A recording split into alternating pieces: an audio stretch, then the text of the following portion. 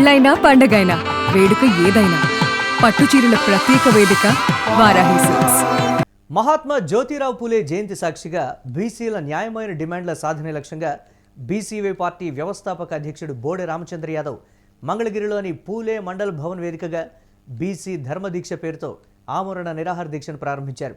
ఈ దీక్షకు వేలాది మంది బీసీ సోదరులు, దళిత, క్రిస్టియన్, మైనారిటీ నాయకులు తరలివచ్చారు. ఈ సందర్భంగా రామచంద్ర యాదవ్ ఈ దీక్ష తన వ్యక్తిగతమో తన పార్టీకో సంబంధించింది కాదని, ఇది కేవలం బీసీల న్యాయపరమైన డిమాండ్ల సాధన కోసం చేస్తున్న ధర్మయుద్ధమని స్పష్టం చేశారు. కార్యక్రమానికి ముందుగా గోపూజ నిర్వహించి అనంతరం మహనీయులు అంబేద్కర్, జ్యోతిరావు పూలే, సావిత్రిబాయి పూలే, బీపీ మండల్ చిత్రపటాలకు పూలమాలలు వేసి నివాళి అర్పించారు.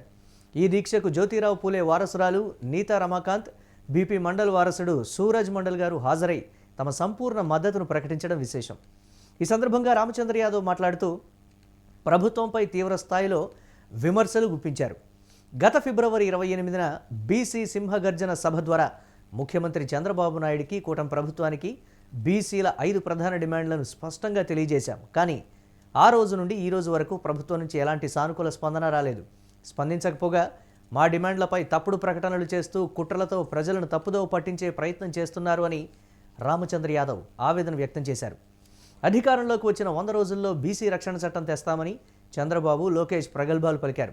సుమారు 2 ఏళ్లు కావస్తున్న ఆ చట్టానికి సంబంధించిన ముసాయిదా కూడా ఇప్పటికీ రూపుదిద్దుకోలేదు.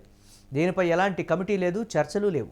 గత 15 ఏళ్లలో బీసీలపై జరిగిన అన్యాయాలు, దాడులపై అధికారుల నుంచి నివేదికలు తెప్పించుకోకుండా కేవలం తప్పుడు కథనాలతో బీసీలను వంచే కార్యక్రమం చేస్తున్నారు అని తీవ్ర స్థాయిలో రామచంద్ర యాదవ్ ధ్వజమెత్తారు.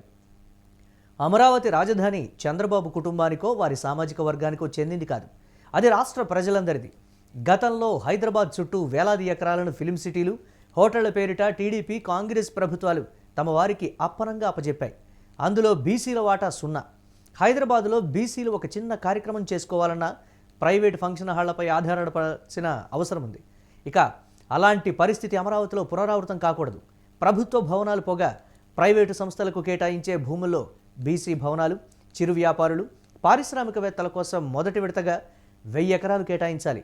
ఇది 100% న్యాయపరమైన డిమాండ్ అని ఆయన తెలిపారు. 44 ఏళ్ల క్రితం పార్టీ ఆవిర్భావం తర్వాత బీసీలకు విద్య, ఉద్యోగ, చట్టసభల్లో 44% రిజర్వేషన్లు ఇస్తామని టీడీపీ హామీ ఇచ్చింది. న్యాయపరమైన చిక్కులనే సాకుతో అప్పటి నుంచి బీసీలను మోసం చేస్తూనే ఉంది. టీడీపీ, కాంగ్రెస్, వైఎస్ఆర్ కాంగ్రెస్ పార్టీలు బీసీల జనాభా ఎంతో తేల్చడానికి సమగ్ర కులగణన చేపట్టకుండా వారిని వంచాయి. వీరంతా బీసీ ద్రోహులుగా ప్రజలు గుర్తించారు అని రామచంద్ర యాదవ్ ఎద్దేవా చేశారు.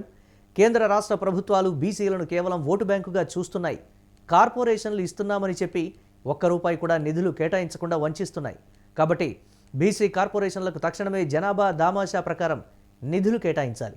ఆంధ్రప్రదేశ్లో బీసీ కార్పొరేషన్లు పదవులు ఇచ్చారే తప్ప వారికి అధికారాన్ని మాత్రం ఇవ్వలేదు అని ఆగ్రహం వ్యక్తం చేశారు. ఇక టీడీపీ, వైఎస్ఆర్ కాంగ్రెస్ పార్టీలు ఏ రకాలుగా దోపిడీ చేశాయో మాకు తెలుసు. మీరు దోపిడీ చేస్తున్న ఇసుక, ఖనిజ సంపదలో మేము వాటా అడగడం లేదు. రైతుల నుంచి బలవంతంగా తీసుకుంటున్న వేలాది ఎకరాల్లో వాటా అడగడం లేదు. మా న్యాయపరమైన, రాజ్యాంగబద్ధమైన డిమాండ్లను నెరవేర్చమని మాత్రమే ముఖ్యమంత్రిని డిమాండ్ చేస్తున్నామని ఆగ్రహం వ్యక్తం చేశారు. ఈ 5 డిమాండ్లు నెరవేర్చేంత వరకు నా బీసీ ధర్మదీక్ష కొనసాగుతుంది.